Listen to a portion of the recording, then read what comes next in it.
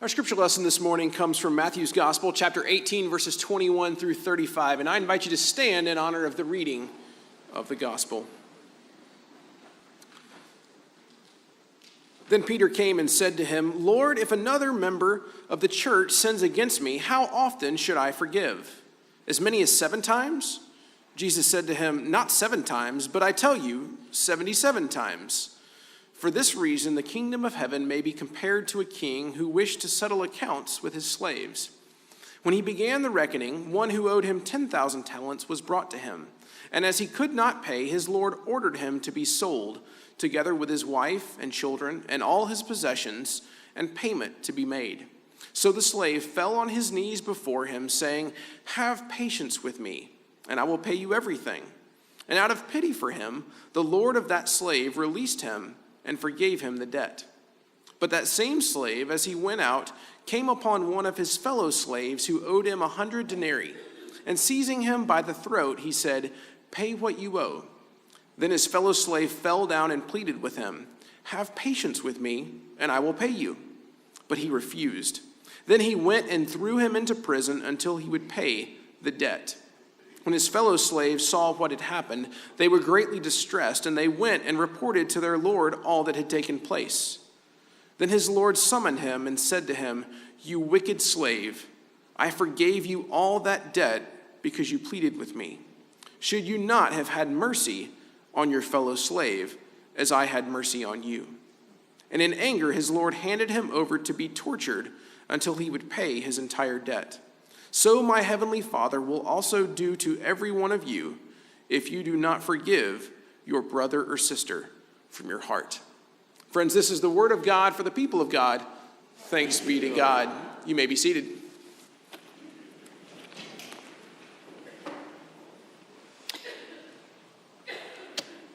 Every time I think it just can't get any better, it gets better. Choir, that was an outstanding job. And I want to be careful to say, I think you're all gifted.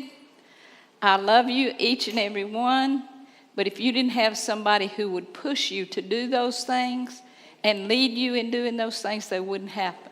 So thank you, Bill Steele. Even if you...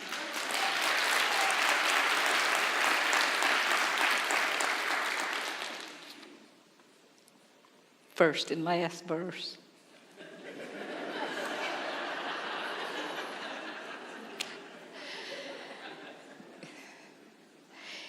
Anybody here ever read the book called Mutiny on the Bounty? Yeah, the muttering, yes, no, yes. The kids at 9:30 that sit down front, they said, yeah, we have to read that book. And so they're still making them read it. Now, most of you have read that book because you had to in school. You remember the story? Okay, who wrote the book?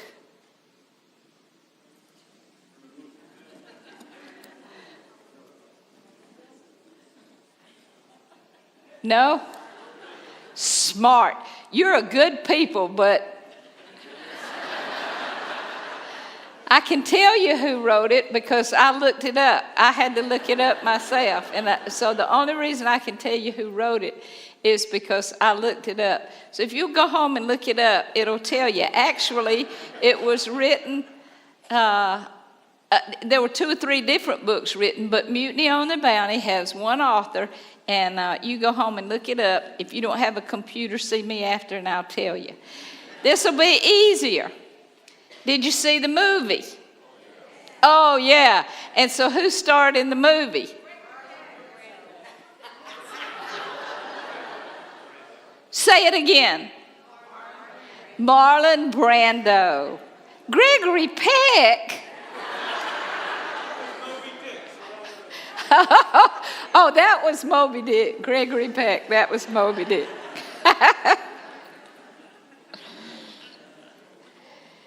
I've been living for this day since June the 25th when I first came to Lawrenceville because I'm a narrative preacher and a conversationalist. And so this is the first day you have answered the questions. This is the first day we've had conversation. Thank you for that. I'm glad we've turned that corner. There has never been more mutiny in history than the mutiny of Christians everywhere in all times against Jesus Christ's teaching on this particular subject. Now, who was the captain on the Bounty? Captain Bligh. And who was the one who led the mutiny? Christian. That's the one. His name was Christian. He led that mutiny on the Bounty. And so, in our situation, I think it's poetic justice. That's a true story. That's not a made-up story, Mutiny on the Bounty. That really happened. It is historic. And if you don't have a good football game to watch this afternoon, it'd be great if you went to Wikipedia and looked it up, and it'll give you all that in a condensed version. Or I'll just give you mine that I use to get ready for the sermon if you want. Peter asked the question, and you might need to know that he was talking to the inner circle. He was talking to the folks inside the church. When he asked Jesus, we're arguing over all this stuff, and there are people that have done wrong, people who've given the wrong answers, people who've spoken against us, people who have done us wrong. How many times must we forgive them? 7? 77? But it's really not 77, because that's just the Bible's way of saying as many as necessary. Or else we would all get out our credit and debit column and get down to 77 and be done.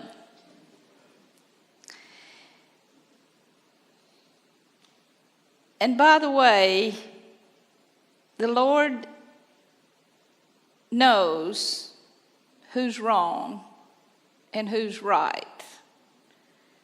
And mostly, it's all of us who are wrong and sometimes right. We struggle with this as individuals and as churches, but God won't put up with the cheap grace. Now, grace is free, but not cheap. And don't confuse forgiving with forgetting. Fool me once, shame on you. Fool me twice, shame on me. This text does not mean for us to be a doormat. It does not mean for us to stay in abused situations. It does not mean for us to keep loaning money to somebody that won't pay us back. It does not mean that our children should put up with being bullied by someone who might take their lunch money or hurt their feelings or make them feel bad about themselves, and they should not be raised so that they think they have to put up with that. It's a statement or a story of hyperboles. And so what is the greater lesson? And the greater lesson is found in the story of Mutiny on the Bounty. We tell our children to brush their teeth, to get to bed on time, to share their toys, to eat their green beans, to do their homework, all the things that are good for them. We don't have to tell our grandchildren that. Their parents do. I like grandchildren. You want Oreos and ice cream? You got it. We don't hold them to a set of rules that keep them inside of the boundaries because we're mean or because we don't like them, but we do it because it's best for them. It'll pay off in the long run for them.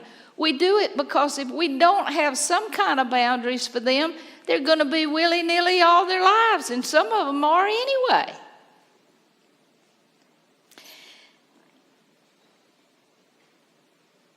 This week on Monday, we came to work because I firmly believe that when you pay us to work, we ought to do it. And so Jeff called and said, "What do you want to do, Chief?" And I said, "Go to work.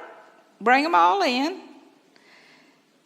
While they're here, they can gather up enough stuff that if it's not safe for them to come, the rest of the staff, after Monday, then they'll have some work at home and they can work from home. I think it's stealing when you won't do your job and you're getting paid for it.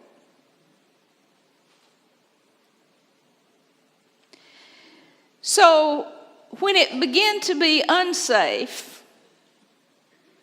we left. I think I left about 3:30. I think Jeff and I actually were the last two that left, and he pulled out of the parking lot a little bit before me. When I got home, I pulled into the garage. And when I pulled in, I stepped out of the car in a hurry, trying to beat the weather.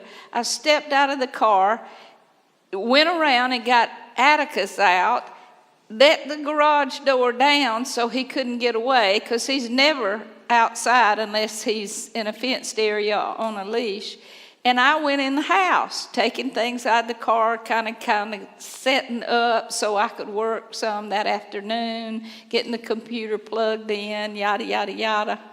I did what every woman does when she gets home. You know what that is? No matter when they've been to the bathroom, when they get home, they go to the bathroom. And when I finished in there, I realized Atticus wasn't with me. And I thought, where is he? So I began to look around the house. He wasn't in the house. I went back to the garage. He wasn't there. I couldn't find him. I thought, where could that boy be? Well, the only thing that could have happened is he went out when the garage door was going up, but I thought surely the sensors would make the garage door stop as it was coming down if something set the sensors off. And then I thought, well, maybe he's too short to set the sensors off. And so I immediately ran outside, calling him, Atticus, Atticus, Atticus. Went all the way down one side of the street, all the way up the other side, calling. Couldn't find him, couldn't see him. Went back in the house, looked everywhere, looked in the closets, no Atticus. Where could he be? I decided he might be in a storm drain. So now I'm outside looking in all the storm drains for Atticus. Now my heart's pounding. Up and down the street, Atticus, Atticus, Atticus. And then I ran back home, looked one more time through the house, could not find him, got in the car, went to Five Forks Trickham, just holding my breath, thinking I was going to find his little brown and black body down there, and then what was I going to do? Rode up to Gwinnett Community Church from my house, and then all the way to Sugarloaf, as if he could go to Sugarloaf from my house. Came back home, parked the car, still no Atticus, went through the house again, and then I started knocking on doors. Have you seen my little dog? Have you seen my little dog? Pouring rain, I'm soaking wet, the car's wet. I've been riding with the windows down, calling like some fool, riding up and down Five Forks Trickham.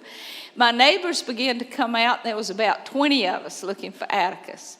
A little girl about 8 years old came out, and she said, don't worry about me quitting, because even if I'm cold and wet, I'm going to still look for Atticus, she said. And so we walked in backyards and front yards, and we called and we looked under bushes, and we kind of gathered back at my house, and one woman said, that's such a cute little dog. Somebody probably picked him up and took him home with them. And I thought, how could they take my dog? How could they do that? Never mind that I live on a dead-end cul-de-sac and know all the cars that come in there. I had asked one of the men that was helping us to go look in the house, and he had looked in every closet and cabinet, and just like I had, no Atticus. And I went in the house one more time and opened a door to a closet that has nothing but winter coats and the vacuum cleaner in it. Now, I don't use either one of those, and so I don't open that door very often. And there he was, way back in the corner, chewing on one of the attachments to the vacuum pump.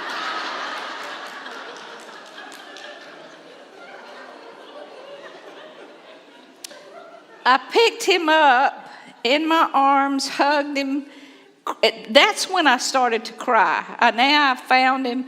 I walked outside in front of all my neighbors that were standing in the pouring rain, wind blowing.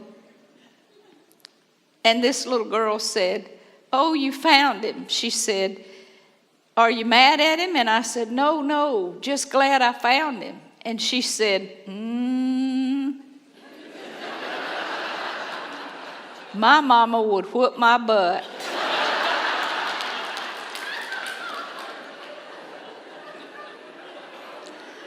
I said, "Oh, no whippings, no whippings." And the man said, "I looked in all those closets." And I said, I don't know how that happened. But they went home, and I thanked them, and I gave her $5. And I went home in the house, dried myself off, changed clothes, sat down on the couch, got Atticus on the couch with me, and began to work. And I was thinking about this sermon. Isn't that just like us? To move toward destructive behavior, to go against the rules and the boundaries of God. And then when we realize what we've done and the mistakes that we've made, we hide from God because we're scared we're going to get a whooping. But God doesn't do that. He picks us up just like I did that little dog. And he's just so glad he's found us. Then church might do that. Well, guess who came to church today? The windows will probably fall out tomorrow. The church will judge, but not God. God's just glad we're home. He just wraps those big old heavenly arms around us and says, "This is my child, and I'm glad he's home." He expects us to do the same thing with our brothers and sisters. Now, Christ didn't tell us to forgive our brothers and sisters for their sake. They probably don't care whether we forgive them or not. He told us to forgive them for our sakes. Now, understand that putting up with abuse is a wrong thing. But we must forgive. We must. And not just because we won't be forgiven if we don't, because the bitterness and the revenge seeking will eat us alive. The hatred and the anger will kill us. Several years after World War II ended, there was a reunion of survivors from one of the concentration camps. Two old, tired, used-up Jewish women were talking. Both of them had lost their husbands, had lost their homes, had lost all their possessions, and had almost lost their lives. And one of them said to the other, "Have you forgiven our captors?" And the other woman said, "Are you crazy? No, I haven't forgiven them." And the first woman said, then they still hold you captive. It's true. When I was at Emory University at Candler, I had the opportunity for 2 semesters to study with Archbishop Desmond Tutu, and I began to learn all about what was going on in Africa. Terrible things. So on my bucket list went visit Rwanda. Remember Rwanda? Genocide?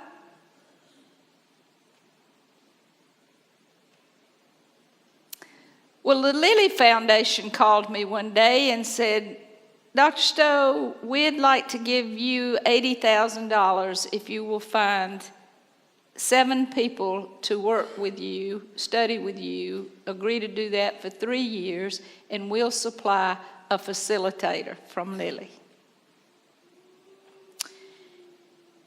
I found them. Took me over a year to find them, all guys except me, and we began to write our proposals. We couldn't stay in a classroom. So we wanted to study evangelism, and so we hired fly fishing guides, and we learned to fly fish studying evangelism. That might not make much sense to you. It made real good sense to Lily. They gave us another $30,000. We went to Ireland and Scotland to study Celtic spirituality. We went to Pebble Beach to study hospitality. I said when they were showing us around Pebble Beach, there's nobody on this green. Think we might just putt so we could brag to our friends? And he reached up and got every one of us a putter and a ball, and he said, well, I thought y'all might like to do that. See, that's hospitality. We went to San Francisco to the slow food restaurants to learn how to invite people to the table. We studied the sacraments at the French Laundry in San Francisco. And so we were making plans for our last trip, and I said, let's go to Rwanda and study reconciliation. And all the guys said, yeah, let's do that. And so we began to make our plans, and we did. There is a woman there who has written a book called Left to Tell. Her parents, Leonard and Rose, and her 2 brothers were killed along with all of her extended family. She was the only one left in that family. She was, in a 2-week time period, repeatedly raped.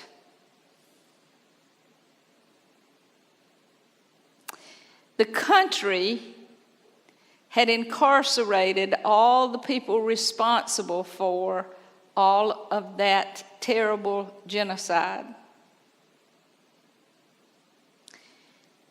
Now they had no one, because all the healthy males had been killed.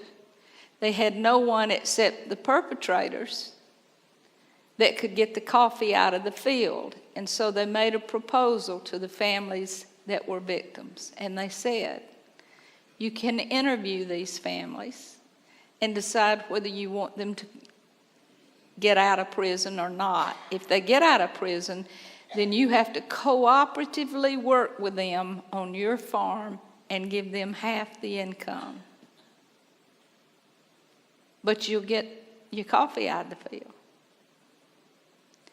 This woman had the opportunity to interview and ask anything she wanted of the man who had killed her family and one of the men who had repeatedly raped her. He was nervous and very ashamed, wouldn't look her in the eye, and at the end of the interview, he started out of the room and she said to him, I forgive you. And he said, why did you say that to me? And she said, because it's all I have left. Now, that bothered me bothered me a lot, because did she forget him in order to get her coffee out of the field and support her family and her children, or her children? Or did she forgive him because she forgave him? And if the coffee hadn't been in the field, would she have forgiven him? And finally, sitting around with these 7 men that I had selected to study with me, one of them said, "What's the difference? In order to live, we have to forgive. Why is that an issue for you?" So I had an opportunity to interview both of them together. I sat right between them. And I said to him, "She forgives you. She truly believes Christ and his teachings and his lessons and his commandments. She is a great person of faith, real faith, obedient faith. She forgives you. Do you forgive yourself?" And he began to cry and said, "With my dying breath, I will still be begging for forgiveness." And she reached over and sort of slapped his shoulder and said, "But you've already been forgiven."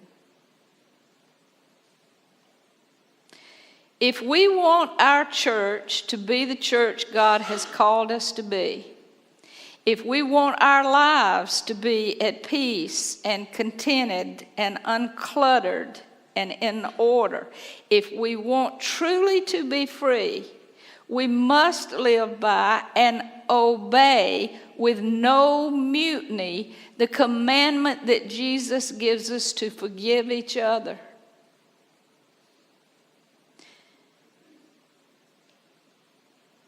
The good news is we can, and we don't have to memorize a bunch of laws.